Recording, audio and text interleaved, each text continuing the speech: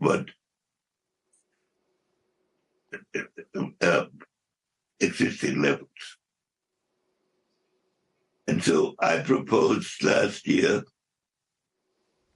and I think again, that a ceasefire along the lines of invasion is the reasonable outcome of the military actions, but not necessarily the outcome of a later peace negotiation, which would be conducted under ceasefire conditions. The United States has supported Ukrainian resistance, should continue to support, and if necessary, intensify its military support until the ceasefire line is either reached or accepted in some preliminary discussions. And another purpose of this is to keep the war from becoming a war against Russia itself, to give Russia an opportunity to rejoin an international system. This may seem very hollow to nations that have been under Russian pressure for much of the post-war period. But the new conditions that I have described may cause Russia to reevaluate its historic position, which was an amalgam of an attraction to the culture of Europe and a fear of domination by Europe. And that to provide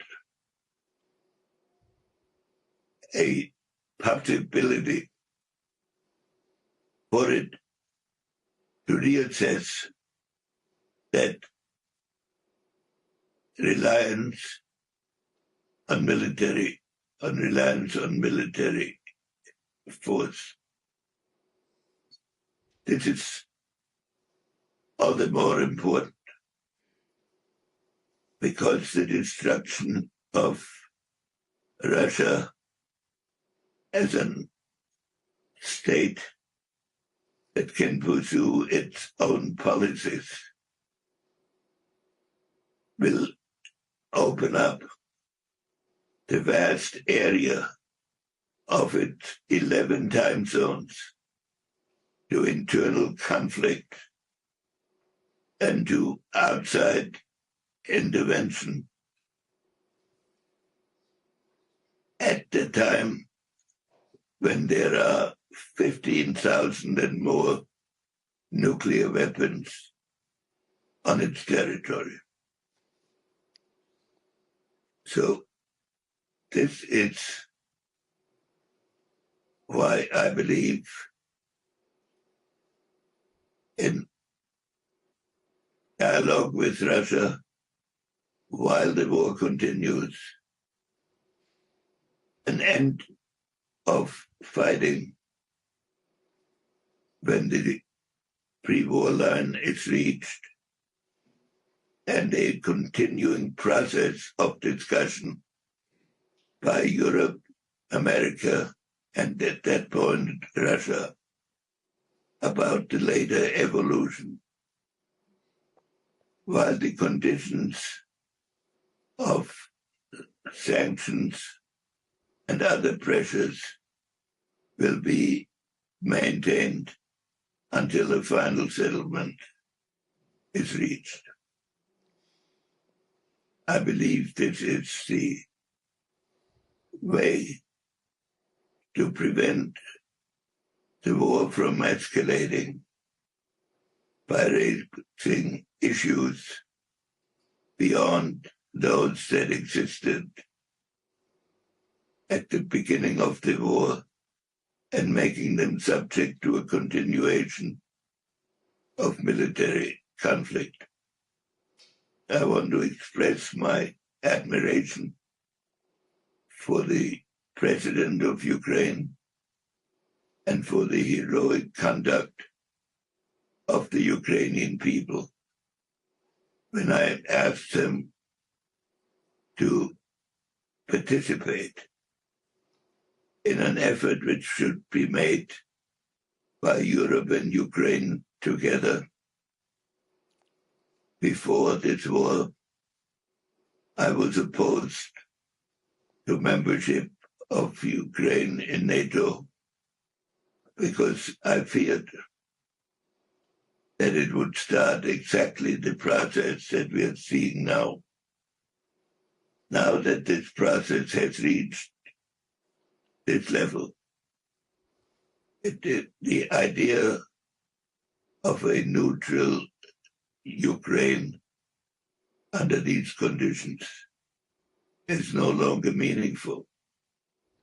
And at the end of the process that I described, it ought to be guaranteed by NATO in whatever forms NATO can develop.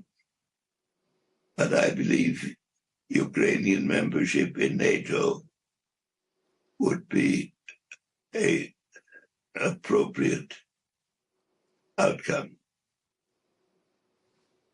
So we now hope that the courage of this period and the heroism of this period will be matched by a vision of a process which uses this time as a step towards a strengthening of Europe, an opening to Russia if it meets the required conditions to participate as a member in these European processes, and as a fulfillment of the hopes which have characterized the evolution of Europe since the end of the war, and fulfill the principles of America in bringing about a more peaceful world order. Okay, thank you. There's about 20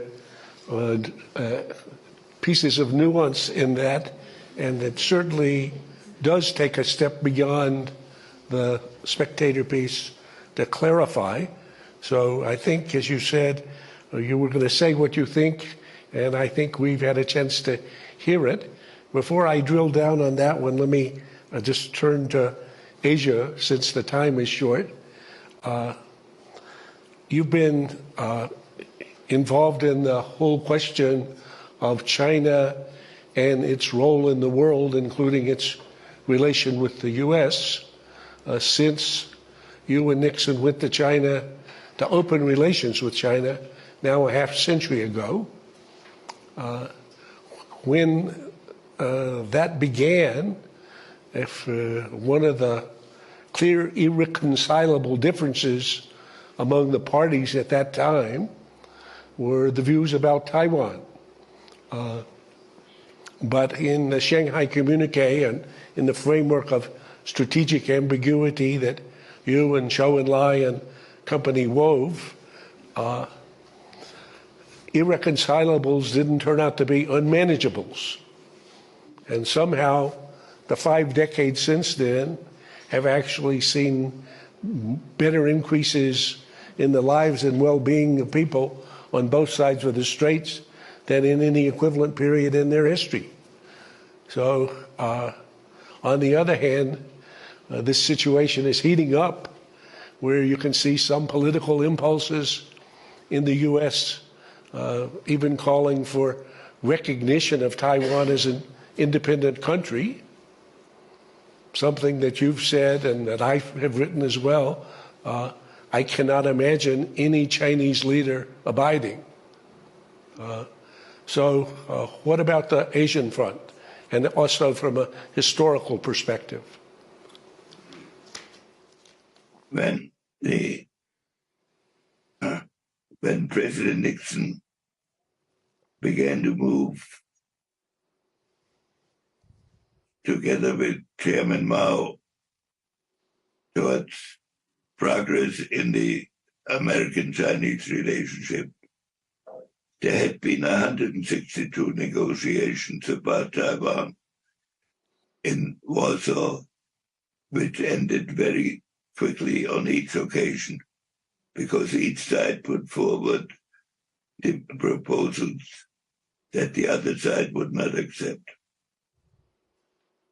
We began the process because we were convinced that the American people should be given a vision of peace that was not defined by the Vietnam War, but that showed prospects of constructive relationships developing even among societies that had ideologically substantial differences.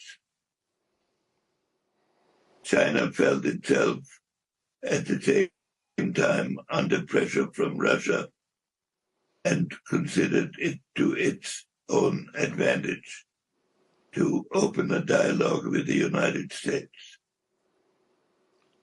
For 5 decades, this process operated effectively. The issue of Taiwan was put under arrangements under which the Taiwan could develop economically, politically, without the affirmation by the United States of a separate China and the contribution that the United States made to the process was its affirmation that it understood the Chinese view on one China and that it would not challenge it. This process has been under pressure in years from both sides. In recent weeks, the presidents of China and the United States have met to arrest the movement towards conflict and begun and created a basis for a dialogue.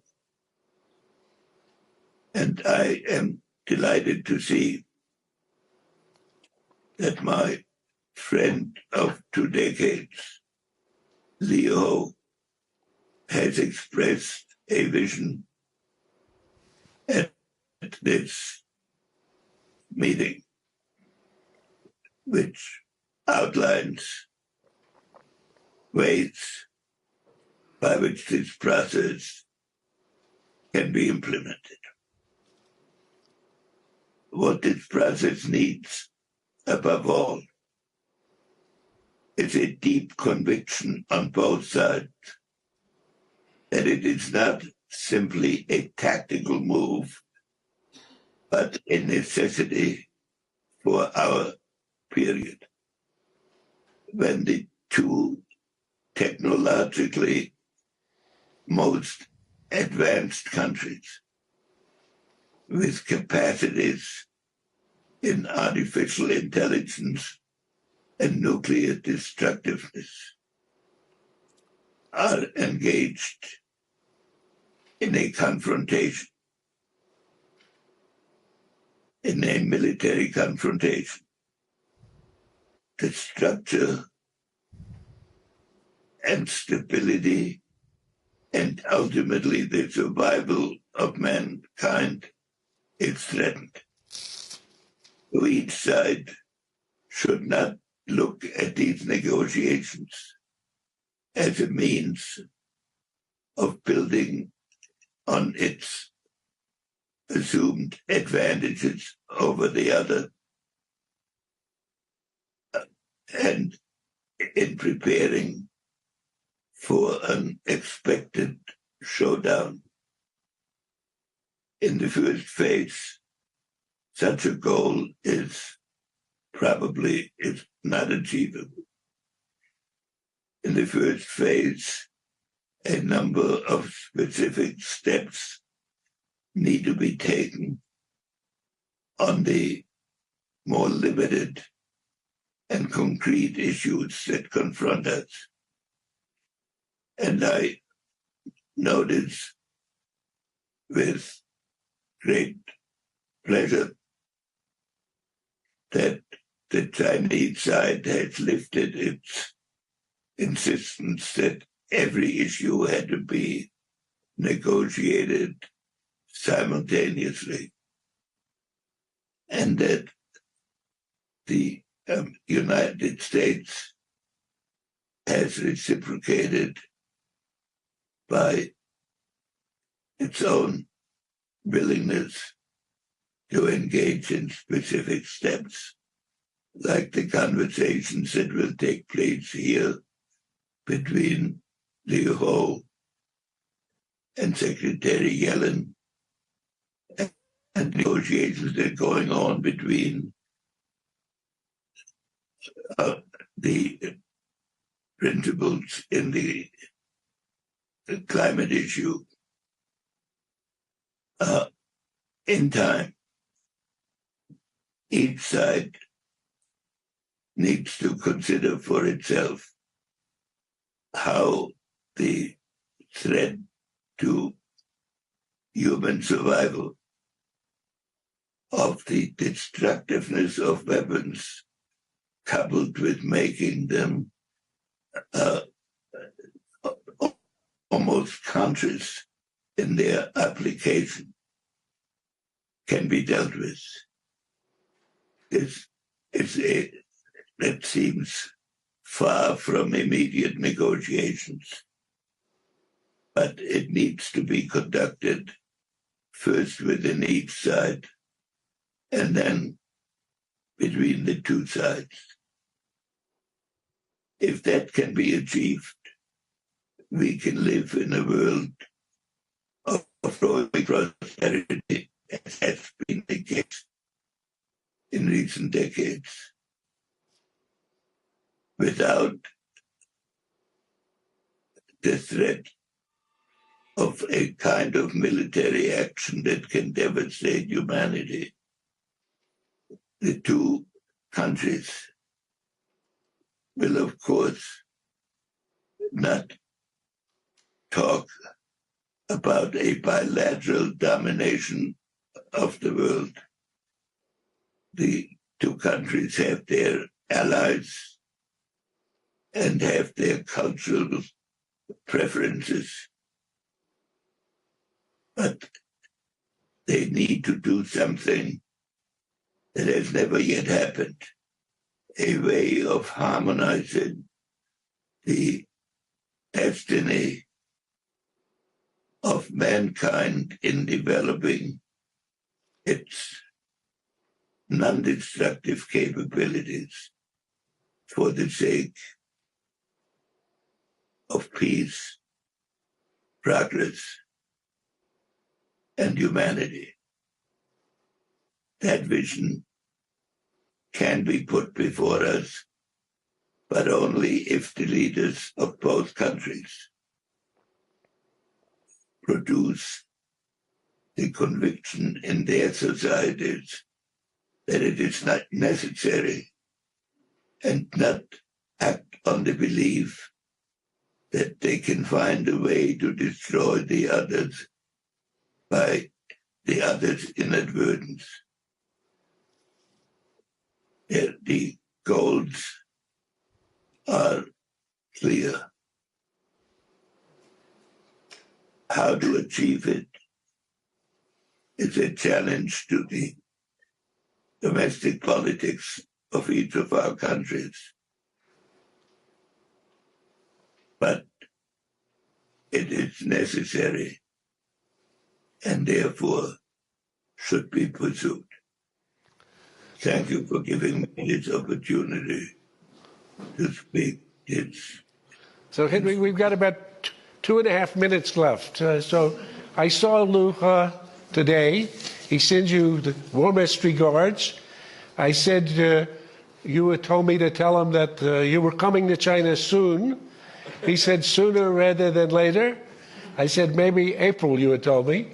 But he said they'll welcome you with open arms. So that's his best regards. And he gave an excellent presentation at the Davos session, as you mentioned earlier today. But with 1 minute and 45 seconds left, if you were thinking about Taiwan, again, the way you thought about it 50 years ago, any clues? No, I think it would be best if both sides prevented conduct that the other would interpret as an imminent showdown. That is, that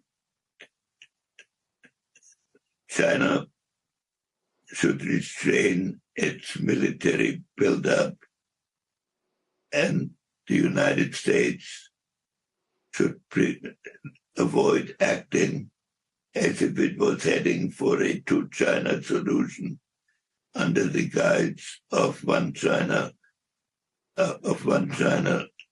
principles.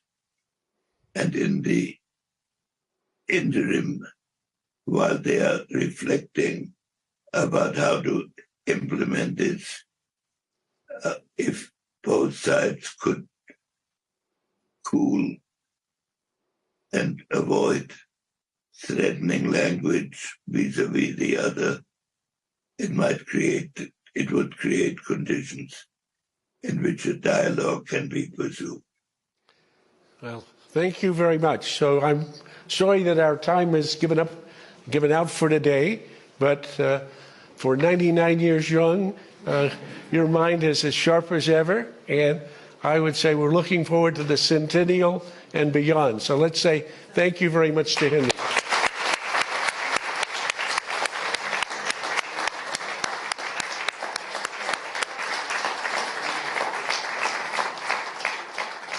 So that concludes our session.